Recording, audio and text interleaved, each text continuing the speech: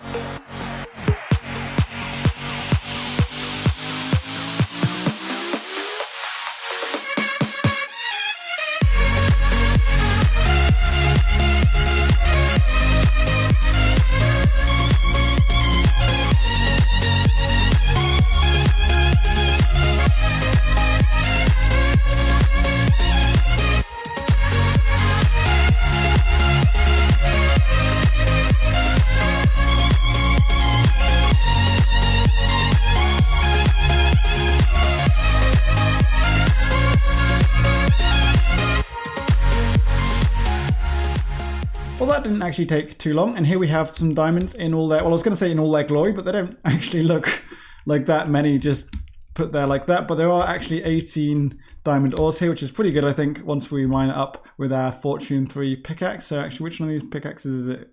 Not the useless, but that shiny stuff collector, that's the one we want. So let's take a crack at these and see how many diamonds we're going to get.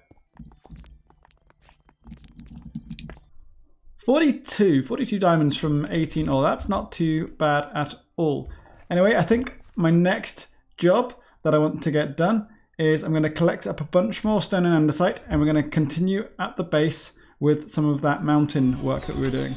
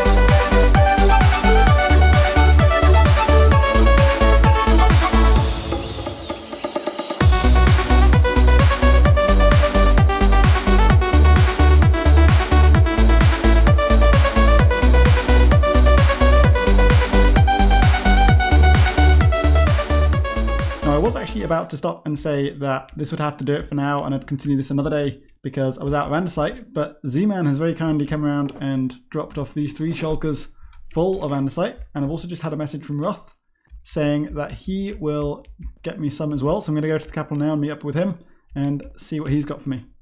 Yeah, here he comes. Nice landing. You got the stuff? Oh, he does have the stuff. He has 3 shulkers for me. Thank you. Thank you very much.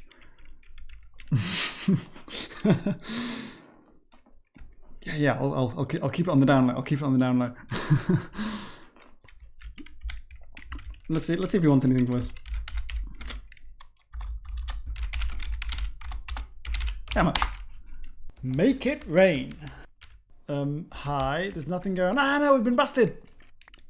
Quick, pay him off. Pay him off. Just give him diamonds. Whatever. You know what? We're out of here. We're gone. We're gone. Every man for himself.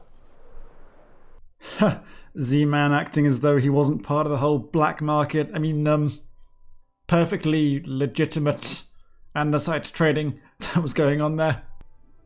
Anyway, shenanigans with those guys aside, we now have ourselves 6 lovely new shulkers full of andesite, which is going to be very handy in filling in the rest of this.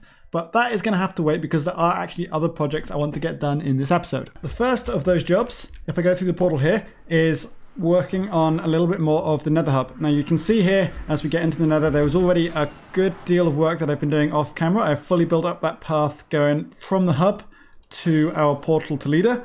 Now I need to get Roth and Dyer's portal connected up. They both have bases close to each other, so they use the same portal, which is this one over here. As you can see, I've made a start on this path here, so I need to finish that one off. I also, if we go back to the hub here, I need to get the portal to Olaven here, which is this way. I need to build a path this way, connecting up the Olaven portal, because that is the one that Soulspawn uses, and he has asked me to connect that to the hub as well. The other job we're going to get done before I finish this episode is building a super smelter of some kind at our base in Leader, because these 3 furnaces in my capital house here now, they're just not cutting it anymore. Like, we were just in the nether hub, you saw all the glass that has gone into that project so far, and all the glass that is still going to be needed. And yeah, these 3, I've even got 3 more here, but this is nothing. I had way more before I started recording this episode. Like, to keep up with all that glass production, I have basically been filling every spare bit of space in this house with blast furnaces. Like, there's been up this wall, up these walls, up here. There was a couple in the bedroom and through here at one point. I think I might even had 1 or 2 running up in the loft at one point just to try and keep up with that production. And it's not cutting anymore. I'm tired of it. I want a proper super smelter. So we will be doing that as soon as we've done just a little bit more work on those nether pathways. Right, hold on a minute, because I am looking at the Discord here, and Mr. Magic Blocks has put up a message about a magic tree that he has, and I guess this tree has become sentient, or has always been magical enough to be sentient, because apparently it has chosen a name for itself. It has chosen the name of Kevin, and we can adopt it. We can adopt a magic tree called Kevin, and honestly, I want to. I need him. I need to adopt a magic tree called Kevin. So we're going to go meet up with Mr. Magic Blocks. We're going to give him some diamonds, and he's going to give us a magic tree. Did I mention it's called Kevin? All right, so this is Kevin right here, this little guy. Yeah, okay, cool. This one on the right. A lot of practice being up tall, being up high. He says he's going to be really tall one day. He's going to grow to be nice and tall. But well, that's good, you know. It's good to have aspirations. Good to be ambitious. Oh, yeah, absolutely. So, basically, he's up for adoption. All these guys are. These 2 haven't come up with their names yet, but Kevin, he's actually told me a lot about himself. Okay, yeah. He likes nice shady areas. Sure. And yeah, he seems to be a really hungry boy too. He likes to be fed. So. Okay, well, I mean, I did spend like the first 2 weeks on the server starving myself, but I guess I've got the food situation under control now, so I think I can spare some for Kevin. Okay, sounds good. Sounds good. That's good. That's one of the checks we make sure with adoption. Yeah, you know, we don't just adopt anybody. We make sure it goes to a good home. Yeah, good. So, of course. Now, I don't want to like hurt him or anything. So like, I guess I'm not going to like hit him with a pickaxe to pick him up or anything. Yeah, no. These are actually magic pots. If you just like tap on them, the pots, he'll just pop right out of the pot. Okay, right, grand. So just tap on it, yeah? Right, okay. Oh, no! Oh, he almost went over the balcony. Kevin! I've got him. It's fine. I've got him. Okay, jeez. Okay, that's good. You got fast reflexes there. That's another thing we look for. So that's pretty good. Are these falling out of their pots constantly? Is that why you need fast reflexes? And I can see your financial situation is pretty good. You got diamond armor and netherite there. Yep. And I have some diamonds here for you. You said it was 7 diamonds to adopt, I believe. Yes, 7 diamonds. That's the one-time adoption rate there. So Okay, cool. I'll just for, handling the paperwork and taking care of Kevin, raising him up, and yeah, no, of course. Well, I'll just throw these on over to you. There you go. Awesome, thank you.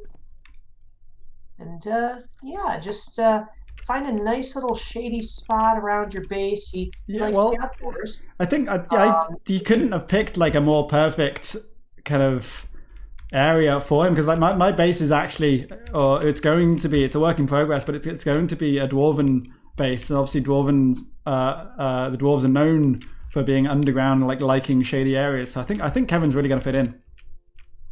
Oh, nice. Yeah, a cave could work too.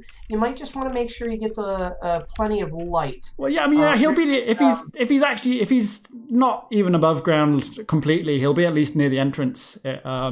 If not just like outdoors, but in the shade of the mountain or something. So yeah, he'll definitely have some light. Oh, good. Now, sometimes he started talking, not talking. Oh, he did. A little bit. He might ask for things. Sure. So if he asks for, food or, something to help him out, or if he wants a toy or something, he might ask for that. Just make sure you give him plenty of enrichment and, give him those things, and he'll grow up to be nice and tall. And one day, when you do put him down in his pot. I think that'll be a good way to adjust him in there. And then when he's ready, he'll pop out of the pot, and you'll see Kevin grow into this wonderful, magnificent creature. Marvelous. Okay. Well, I look. You know what? I look forward to seeing him grow and what his journey will be. Yeah, and I mean, on the plus side too, if he grows up, really big and strong, I mean, that'd be a really good guardian for the, for the Dwarven city you're making there. So he would. He really would. Cool. Yeah. Well, you know what? I will. I'm gonna take Kevin back to his new home, and yeah, I guess I'll keep you updated on how he is. Well, there we go. We are now the proud keeper of this tree called Kevin. Look, he's even actually named Kevin there, which is pretty cool.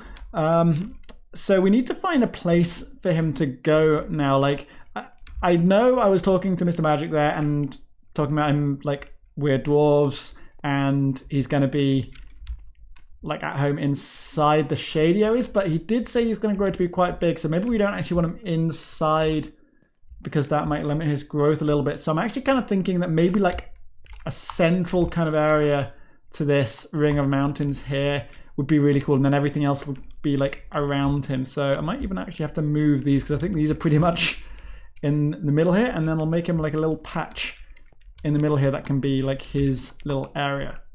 There we go. Kevin. Now, okay, I guess it is a little bit underwhelming when his name tag is taller than him, but it's fine. He's young, he'll grow, and eventually I'm sure we will have a absolutely majestic tree here in the center of our Dwarven base. So now I'm just going to leave Kevin doing his thing for now. We might check back on him in a wee bit, but for now I'm going to head back into the nether and carry on with all that work that I was doing on the nether parts. So I did finish this path going down here to Roth and Dyer's bases, and if we come over here, you will see that I've made a bit of a start on this one, which is heading off towards the Olavan portal and Soulspawn's base, but I am now out of glass, and as I said, I was also going to make a super smelter, so it kind of makes sense, I think, to build that before I try and smelt up a bunch more glass to finish this pathway off. So we're going to head to my base now, and we will build up this smelter. So I've actually been thinking about where I want to put this super smelter, and I'm thinking that we actually have enough of the mountains built up here that we can maybe even start putting some stuff inside the mountains, have openings going into the mountain, and have structures inside as Dwarven builds would tend to be. So I'm thinking this face over here would be a good point to have it. If I maybe move this beacon, have some stairs going up into like an opening in the mountain, and then tunnels inside that will take us into our forge and our super smelter. So yeah, I guess there's not really much else to do but get started on this project. So a bit of a progress update here. We have a door, but not really much else. As you can see, that door doesn't really go anywhere yet. So my next stage is to figure out how much space I have first, like how far that way can I go before I'm coming out the back of the other side of the mountain. And then once I've done that, I can figure out exactly where in the mountain is the super smelter going to be. I'm thinking probably kind of like about there-ish, maybe. And then what orientation it's going to be in, and stuff like that. So I am going to go ahead and do all of that, and I will check back with you guys in a bit.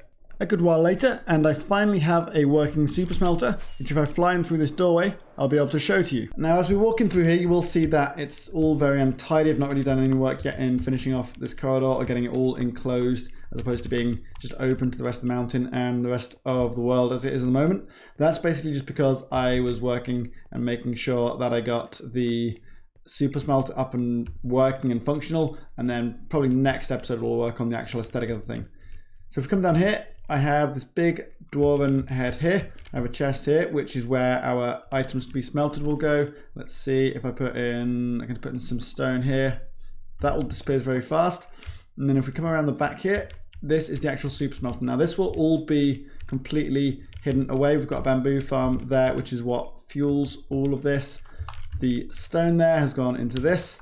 And if we come back up to the top here, we can pull a lever here. I'm going to pull that, and that would send our stone off around to be smelted. I'm not actually going to do it now. I'm going to take that back, but just to show you all what that will be. And like I said, this is all going to be hidden away. You're not going to be able to see this at all. For now, it all just goes down into a chest down there once it's been smelted. But eventually, I'm going to have this linked up to a storage system. So wherever the big warehouse of the base ends up being, this will link into that, and stuff that gets smelted will automatically go down into the storage system. Unfortunately, guys and girls, that is all going to have to wait until the next episode, because that is all I've got time for in this one.